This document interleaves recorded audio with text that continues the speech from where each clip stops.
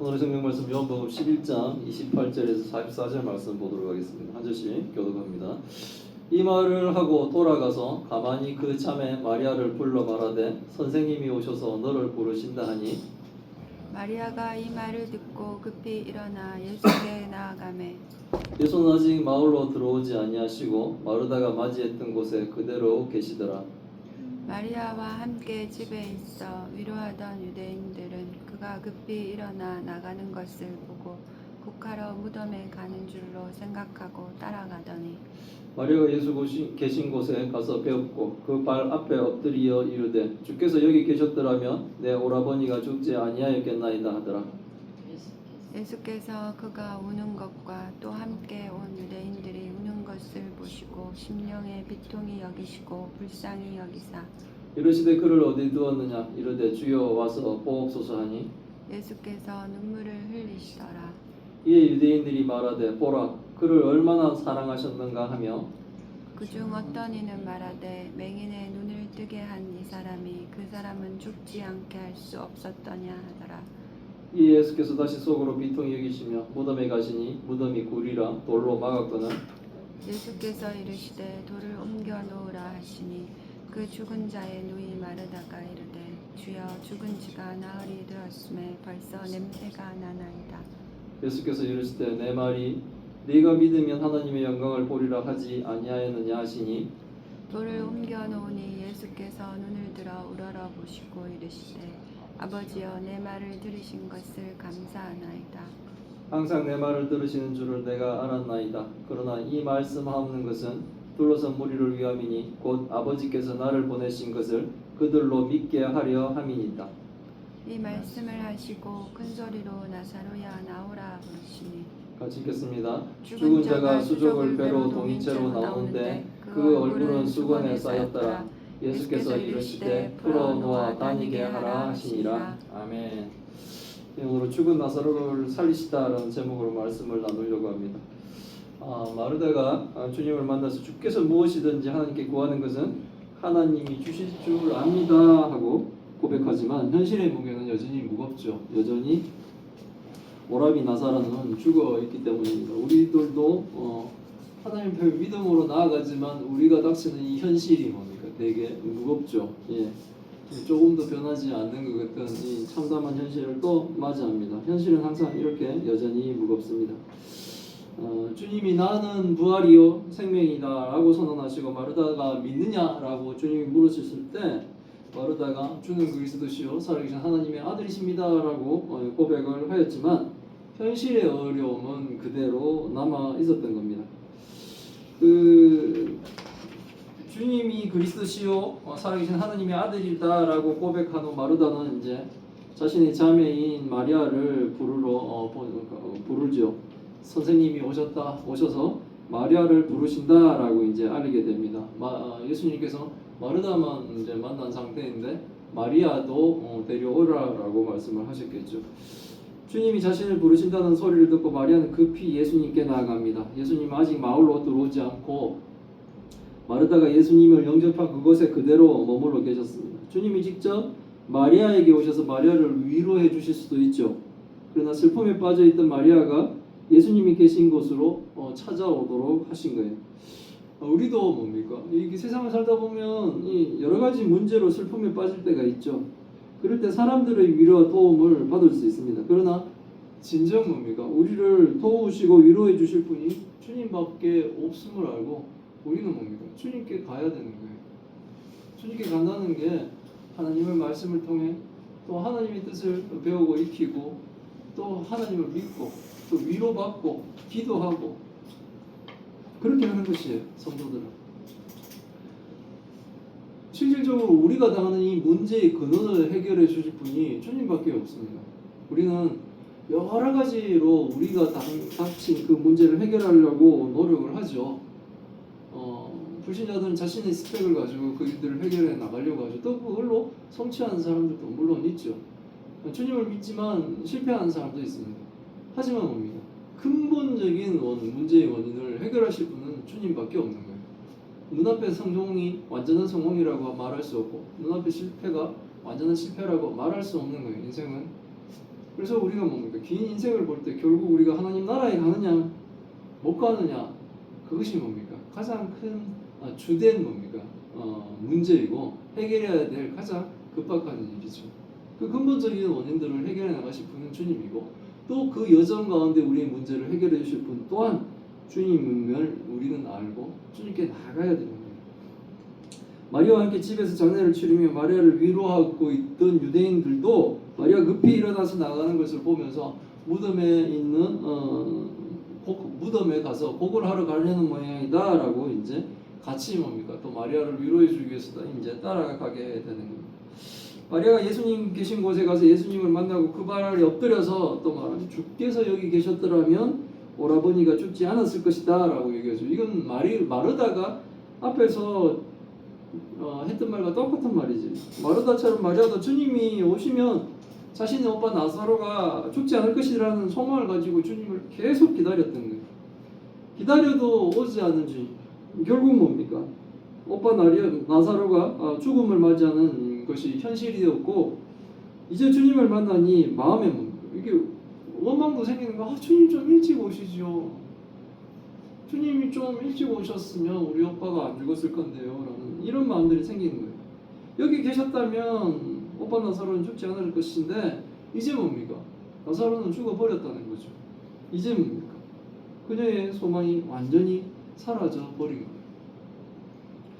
예수님은 자신을 만나고도 절망 가운데 우는 이 마리아를 책망하지는 않으십니다. 오히려 예수님은 마리아가 우는 것과 또 그녀와 함께 온 유대인들이 우는 것을 보시고 심령의 비통이 여기시며 불쌍히 여기십니다. 비통이 여기시다는 것은, 우리는 비통이 여기다라고 번역을 했지만 이 단어의 원뜻은 엄히 경고하다라는 의미가 있는 단어예요.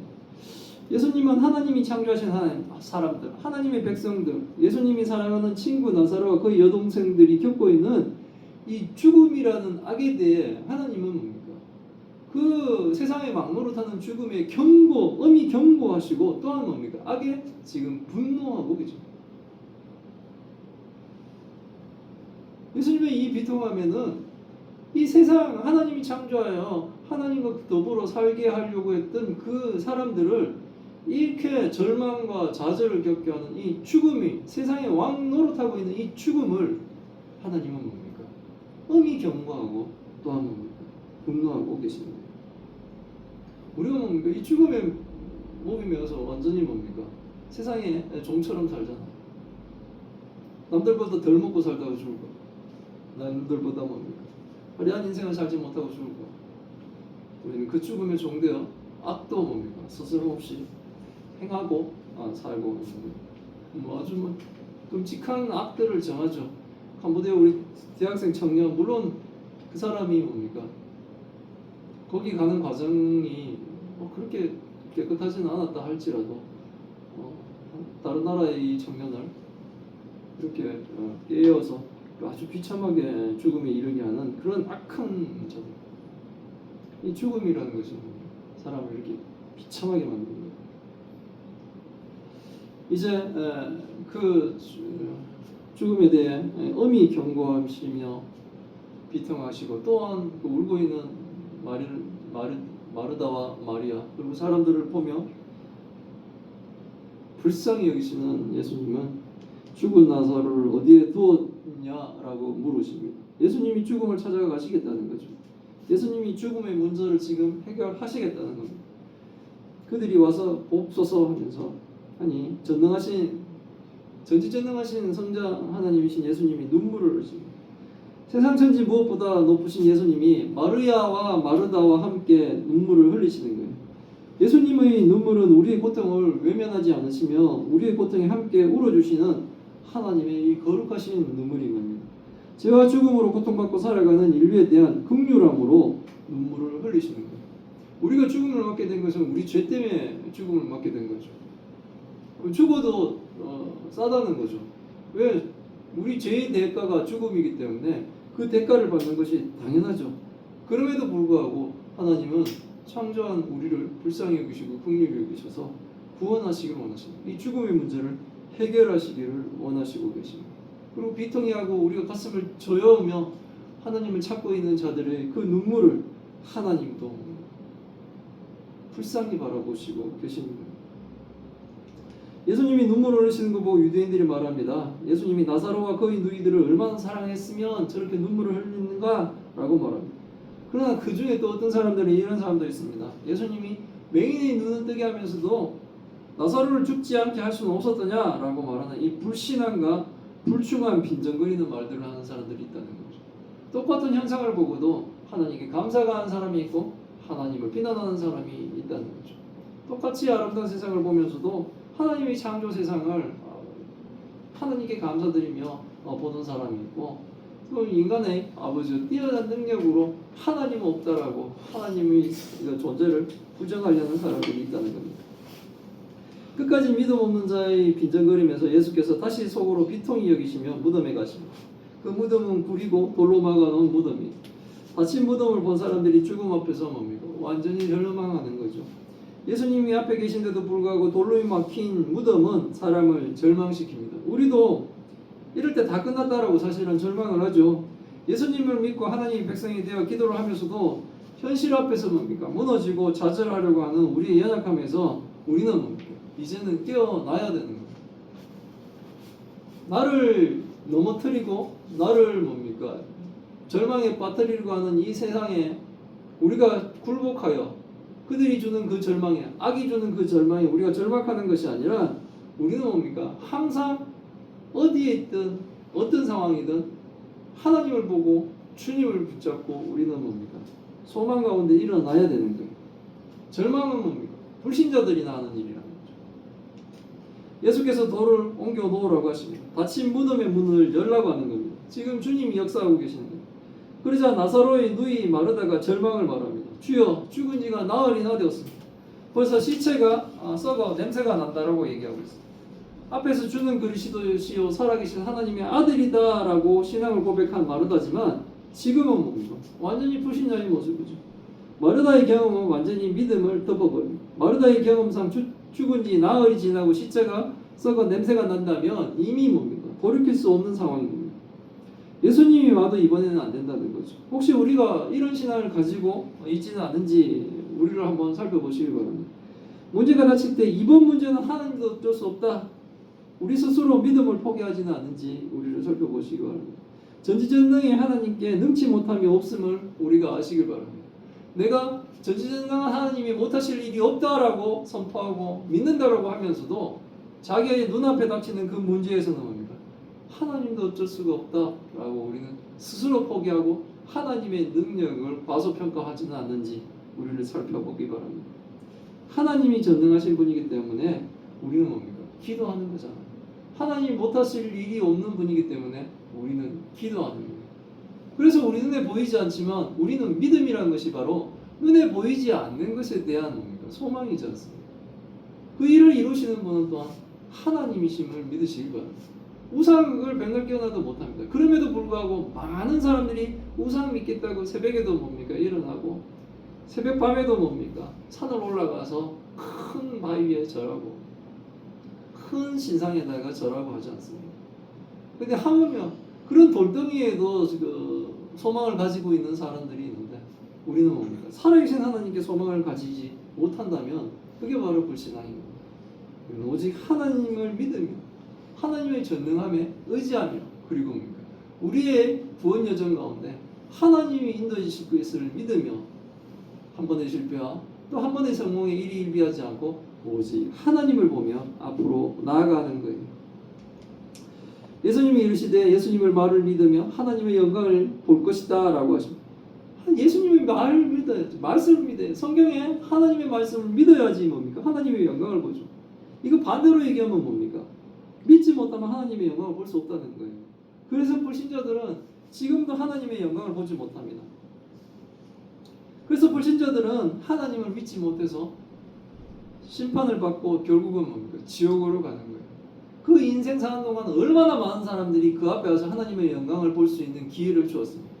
하나님이 얼마나 많은 사람들을 보내서 그 앞에 그 사람 앞에서 하나님의 영광을 볼 수 있는 기회들을 하나님이 주셨음에도 불구하고 끝까지 거절하고 그들은 뭡니까?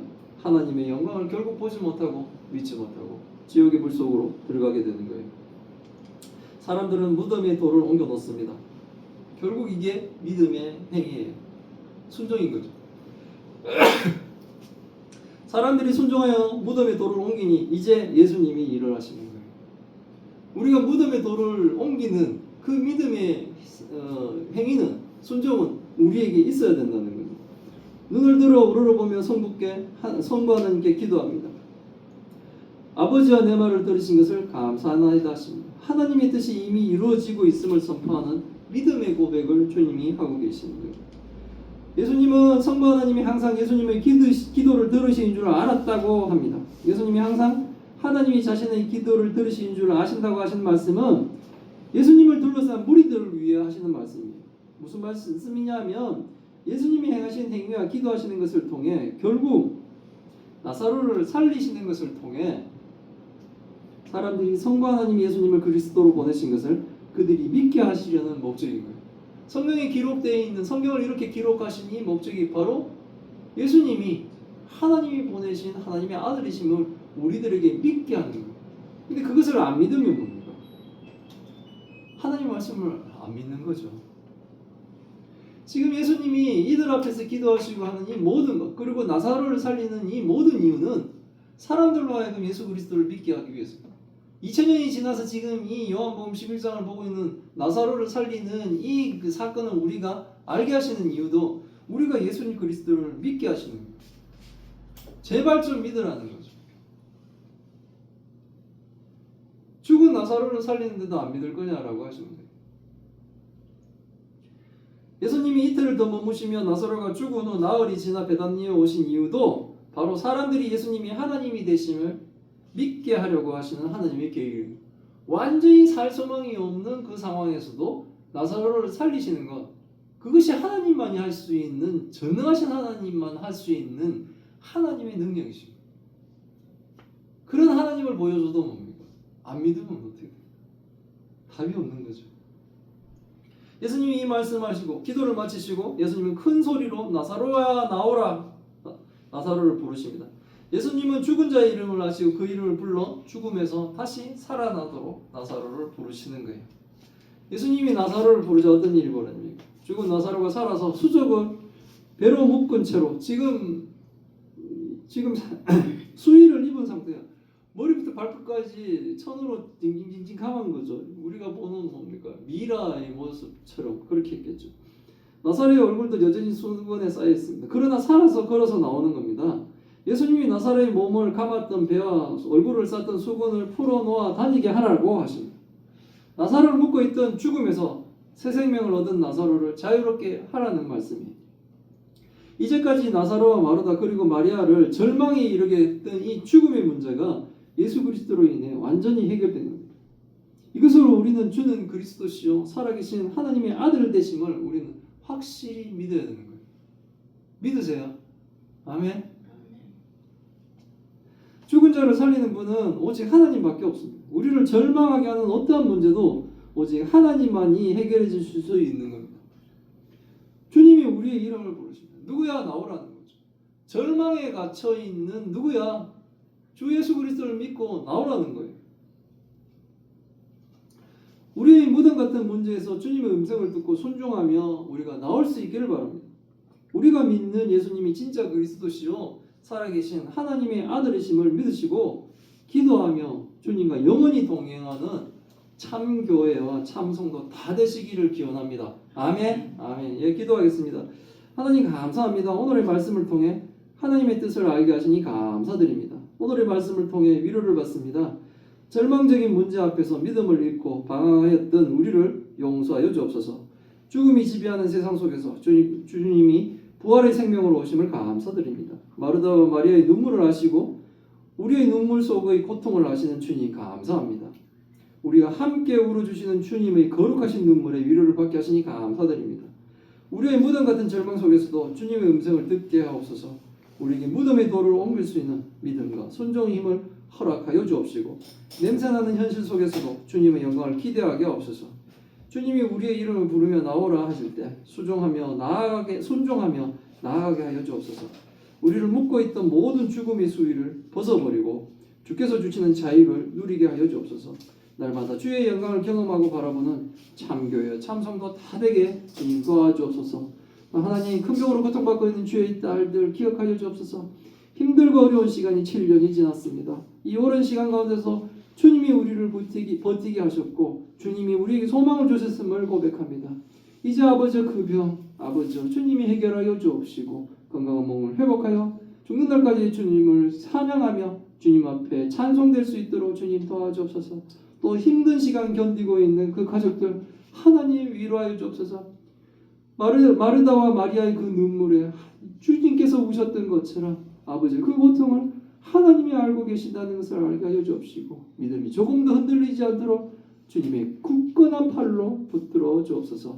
이 모든 말씀 우리 주 예수 그리스도 이름으로 기도드리옵나이다. 아멘.